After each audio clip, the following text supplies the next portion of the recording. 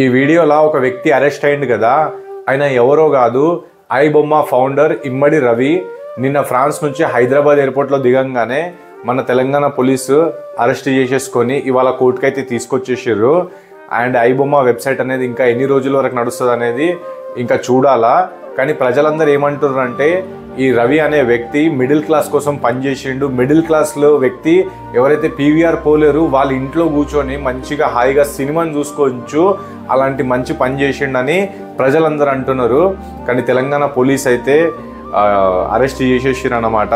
So ఇంకా చూడాలా future investigation ఏమవుతుంది.